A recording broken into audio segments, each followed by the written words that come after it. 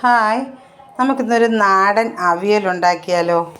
അതിനായിട്ട് ഒരു 3-4 ഏത്തക്ക എടുത്ത് വെച്ചിട്ടുണ്ട്. പിന്നെ ചേമ്പാണ്, വലിയ ചേമ്പ്, ചേമ്പും പിന്നെ മുരിങ്ങക്കായും, പിന്നെ സവാളയും പച്ചമുളകും മാത്രം. ഇത്രയും ഇട്ട് നമുക്കിന്നൊരു അവിയലുണ്ടാക്കാം. അതിനായിട്ട് നമ്മൾ ചരുവത്തിൽ എല്ലാം എടുത്ത് ഇങ്ങനെ അരിഞ്ഞ് റെഡിയാക്കി വെച്ചിരിക്കുകയാണ്. ഏത്തക്കായും ചേമ്പും ഒരു സവാളയും 3-4 പച്ചമുളകും മുരിങ്ങക്കായും മാത്രമേ ഉള്ളൂ.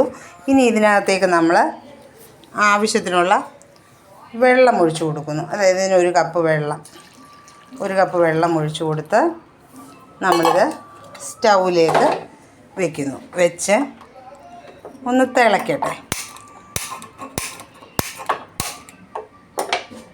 സ്റ്റൗവിലേക്ക് വെച്ച് സ്റ്റൗ കത്തിച്ച് ഒന്ന് തിളയ്ക്കാനായിട്ട് വെക്കുന്നു. തിളച്ച് കഴിയുമ്പോൾ നമുക്ക് കുറച്ച് ഇൻഗ്രീഡിയൻസൊക്കെ ചേർക്കാം. അപ്പോൾ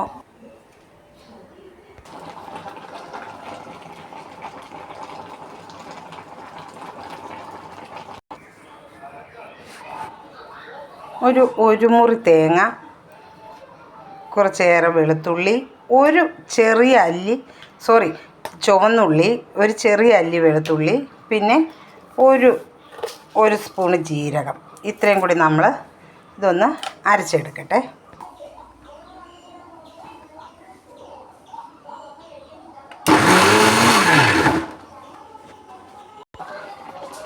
ഇപ്പോൾ നമ്മുടെ എല്ലാ കഷ്ണങ്ങളും നല്ല വെന്ത് നല്ല പാകമായിട്ടുണ്ട്. ഇനി നമ്മളിതിലേക്ക് ഈ അരച്ച് വെച്ചത്, അതായത് തേങ്ങ, ചുവന്നുള്ളിയാണ് ഏറെ അരയ്ക്കുന്നത്, പിന്നെ ഒരു വെളുത്തുള്ളിയുടെ അല്ലിയും ഇത്തിരി ജീരകവും കൂടെ അരച്ചത് ഇതിലേക്ക് അങ്ങ് ഒഴിച്ചു കൊടുക്കുന്നു. ഒഴിച്ചിട്ട് ഒന്ന് ഇളക്കിയിട്ട്, ഇനി അധികം തിളയ്ക്കണ്ട, ഒന്ന് ഇളക്കി എടുത്തിട്ട് നല്ലൊരു ഇളക്കുന്നു. എന്നിട്ട് നമ്മളിതിലേക്ക് ചേർക്കുന്നത് ഒരു 1/4 കപ്പ് തൈരാണ്. തൈര് കൂടി ചേർത്ത് കൊടുക്കുന്നു.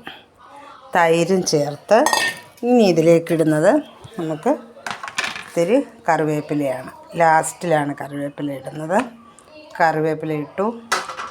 എന്നിട്ടൊന്ന് ഇളക്കിയിട്ട് നമുക്കതിലേക്ക് ഒരു സ്പൂണ് വെളിച്ചെണ്ണയും കൂടെ ഒഴിച്ച് കൊടുക്കാം.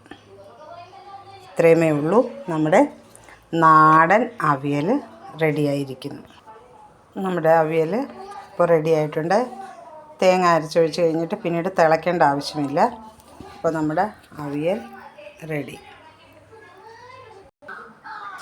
അപ്പോൾ നമ്മുടെ നാടൻ മട്ട റൈസ് കൊണ്ടുള്ള കഞ്ഞി, തേങ്ങാപ്പാലൊക്കെ ഒഴിച്ച ചൂട് കഞ്ഞിയും നമ്മുടെ നാടൻ അവിയലും റെഡി. അപ്പോൾ ഇന്നത്തെ സ്പെഷ്യൽ കഞ്ഞിയും അവിയലും. Okay, by.